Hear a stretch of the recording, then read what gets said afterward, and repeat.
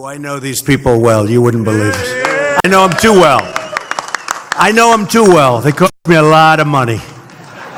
I spent a lot of money, but I love them, and they're great, and their people are fantastic, and nobody does it like your people, right? Nobody. We talked about that. Incredible. Incredible people. So it's great to be back with America's builders.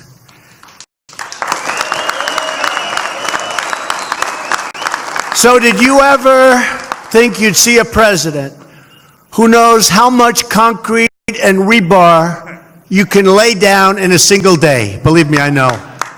I know. We're a nation of builders, and it was about time we had a builder in the White House, right? We have a builder. I want to thank Sean McGarvey and the entire governing board of presidents for honoring me with this great invitation. And I love that it's in Washington because I don't have to travel very far. Worked out pretty well, I have to tell you. 5 minutes. Sean took part in our very first meetings at the White House. He mentioned it. And I promise you that America's labor leaders so rich they don't have to. Let's do that again. Electricians. Oh, that's better. Bricklayers. Boiler makers. Elevator constructors. Good job. Sheet metal workers. Roofers. The best we can. How about the cement masons? And of course, our wonderful Teamsters. You're the backbone of America with the trades and traditions that built our country. From the New York skyline to the Golden Gate Bridge, you represent the workers whose hands, skills, and dreams will build the great landmarks of our future. Every day, your members live out what I call the American creed. They're on the job before dawn and after dusk, and they never quit until that job is done. You know that. True. True. Time in this country's history. Worst attack in the history of our country. Worse than Pearl Harbor. Pearl Harbor, they were attacking military. Here they were attacking civilians. Worst attack. And I saw what happened. Within a very short period of time, we were back rebuilding. And rebuild you did, and I really congratulate you. It took a lot of courage and a lot of strength, and thank you.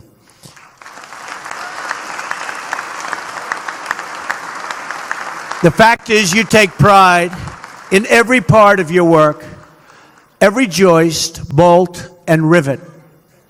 You're not only builders, but you're artisans, very talented people. A lot of people don't understand. You're very talented people, enriching our cities and landscapes with works of great beauty. And just as you take pride in your work, our nation takes great, great pride in you, believe me. And it's time that we give you the level playing field you deserve.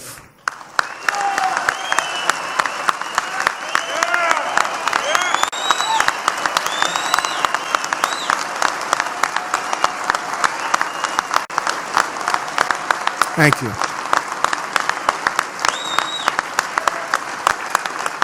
Thank you, folks. Washington and Wall Street have done very, very well for themselves. Now it's your turn, and you're going to be also sharing the wealth.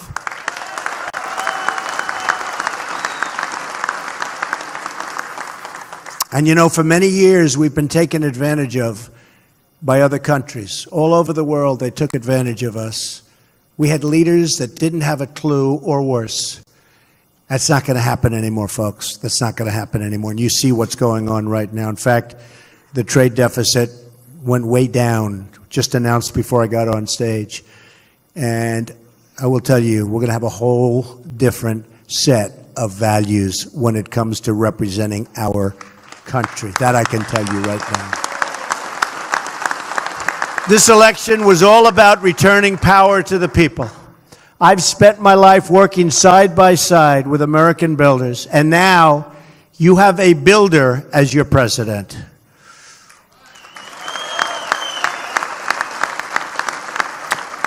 One of my first acts as president was to stop one of the great sellouts of the American worker. I immediately withdrew the United States from the disaster. This would have been a disaster. This would have been another NAFTA, which, by the way, is a disaster.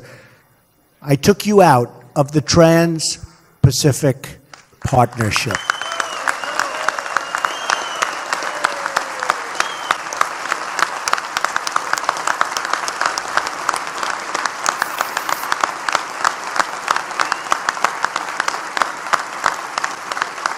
Thank you. That one wasn't even close. And you know it. And I know it. Everybody knows it. Next, I cleared the way for the construction of the Keystone XL and Dakota Access pipelines.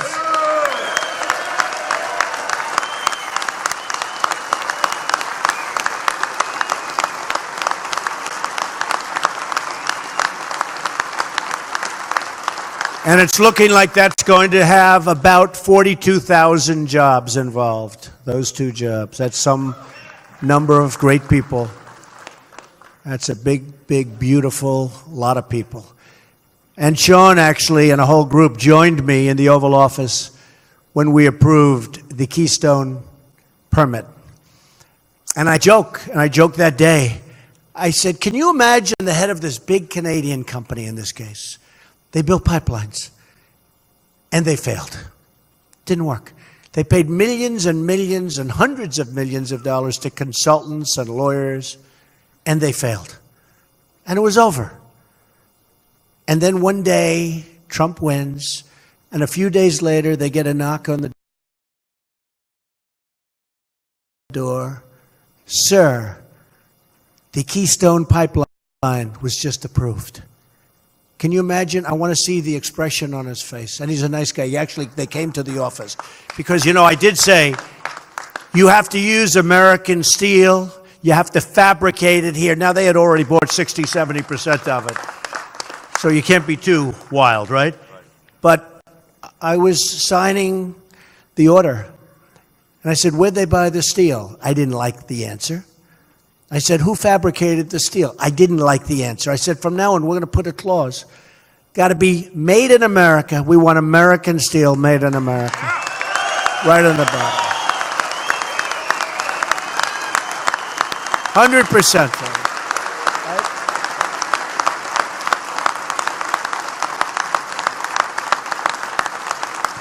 Right? And you'll be hearing more about this in the very near future, but as time goes by, let's say over the next 7 3/4 years, meaning 8 years, we believe in 2 simple rules: buy American and hire American. That's what's going to be.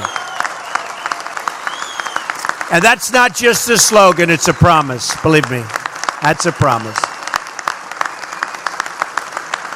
The era of economic surrender has come to an end. It's come to an end. We have surrendered as a country to outside interest. The era of economic victory for our country has just begun. You will see. No longer will we listen to those failed consultants who've made one wrong prediction after another, delivering nothing but soaring trade deficits and a big, fat, shrinking workforce. For decades now, we've watched as our factories have shuttered, almost 70,000 factories. Our jobs have been stolen, and blue-collar wages have declined. We've seen the economic pain inflicted on our fellow Americans in Pittsburgh and Detroit and Baltimore. We didn't just offshore our jobs, we offshored a big, big part of the American dream. We enriched foreign countries at the expense of our own country, the great United States of America. But those days are over.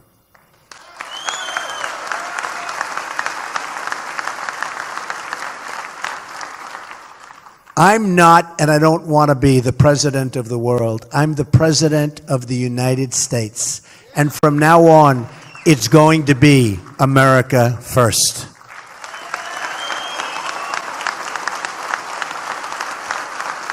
We're going to bring back our jobs, and yes, we're going to bring back the American dream.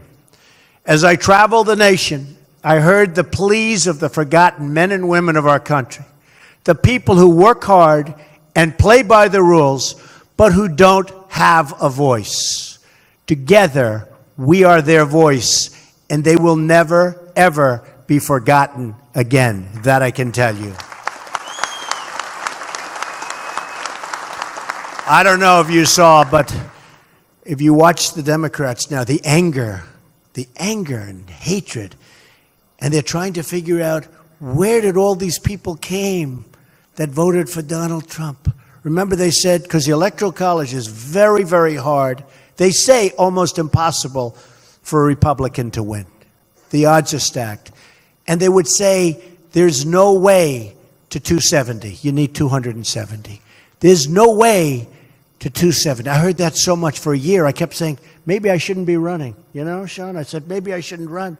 Because there's no way. The people are telling me, the same people that say all of the bad stuff, they're saying there's no way to 270. Well, but there was a way to 306. But wasn't that an exciting one?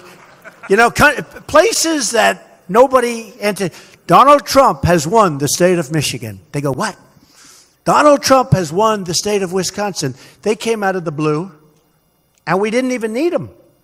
And we love those two states because we won the state of Pennsylvania, and we won Ohio, and Iowa, and North Carolina, and South Carolina, and Florida, and so many others. We ran the coast. And if you don't run it, you can't win. A huge disadvantage, the Electoral College. It's very, very tough. They say almost impossible for a Republican to win. But I had the support of, I would say almost everybody in this room. We had tremendous support. No, we did. We had tremendous support. We had tremendous support. And I'll tell you, we really had the support of the workers. We had tremendous support of the workers. Well, would you like to make a change, folks? Would you like to make a change? Because if anybody wants to make a change, you won't be having so many jobs, that I can tell you. Your jobs will be a whole different story. Because in the last decade, you lost over 750 construction. Think of this, 750,000 construction jobs. Real wages in the construction sector have fallen more than 15% since the 1970s. We rank 39th in the world for construction permitting, and approvals for infrastructure projects can take up to 10 years. Since taking office, I've signed one action after another to eliminate job-killing regulations that stand in a way. I had a chart. Is that chart around here someplace? Did you have that? I have to show this chart to you because it's amazing, actually.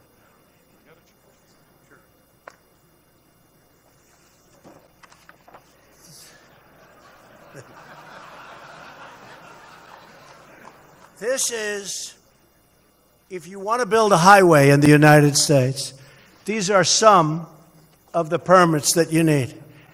It's a process that can take way over 10 years, and it just never happens. Then at the end of the period, they vote against it. And we're getting rid of many of these regulations. You have to go through 17 agencies, many permits in each agency. In February alone, we added almost 60,000 new construction jobs in the country. I ordered expedited environmental reviews for infrastructure, environmental and energy projects all across the country. No longer will you have to wait year after year for approvals that never come. I also took historic action to lift the restrictions on American energy production and to put our miners, who have been treated horribly, back to work. Consumer confidence. They're great people. Consumer confidence is at the highest level in more than a decade. You've seen all of the charts, all of the studies. The National Association of Manufacturers just the other day reported the most optimism in the entire history of its survey, which is an old survey, 93% of manufacturers are optimistic about the future. It's almost 27% lower than that just a few months ago. The Home Builders Confidence Index is at its highest level in 12 years. And now in breaking news, it was just reported today, the monthly U.S. trade deficit declined by 10% for a reason, not by accident, believe me, it's for a reason. We're also going to protect your jobs by protecting our borders. My administration is just a matter of weeks, and literally a short period of time, has brought record reductions to illegal immigration. Record reductions.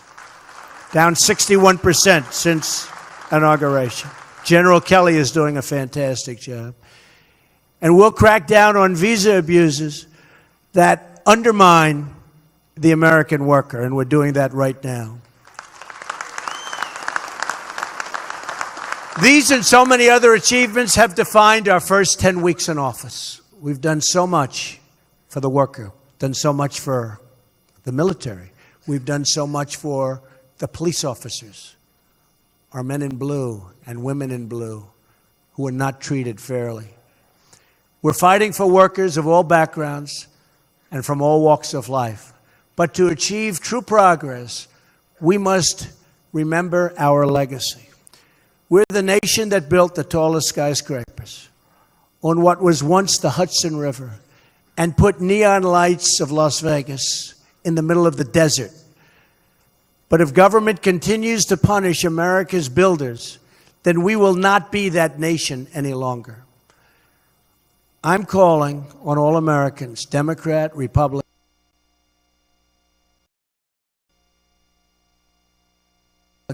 Independent, to come together and take part in the great rebuilding of our country. That is why airports, seaports, and water systems. We will streamline the process to get approvals quickly so that long-delayed projects can finally move ahead. And with lower taxes on America's middle class and businesses, we will see a new surge of economic growth and development. All of you have come to the nation's capital to call members of the House and Senate to action. You've also called your president to action. When you see them, you can tell Congress that America's building trades and its president are very much united.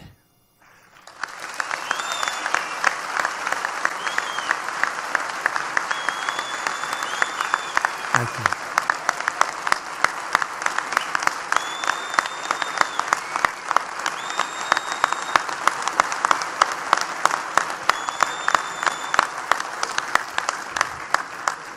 Together, we are ready to break new ground. We will build in the spirit of one of the great projects in our nation's history, an enduring symbol of American strength. The Empire State Building was forged in the Great Depression and provided jobs for more than 3,000 workers. We've all seen the pictures, rugged workers perched dozens and dozens of stories up in the air. Workers like these moved almost 60,000 tons of steel, installed 200,000 cubic feet of stone, and laid 10 million bricks to build that American icon. And they did the job in a record time, 13 months. Hard to believe. Think of that. Empire State Building, built in 13 months during the Depression. Nowadays, you couldn't even get a building permit or approval in that amount of time. When the workers had secured the last piece of steel in that amazing and beautiful structure, they marked the moment, as we still do today, with what is called a topping out ceremony. 1,050 feet above the streets of New York City, they hoisted a beautiful and great American flag.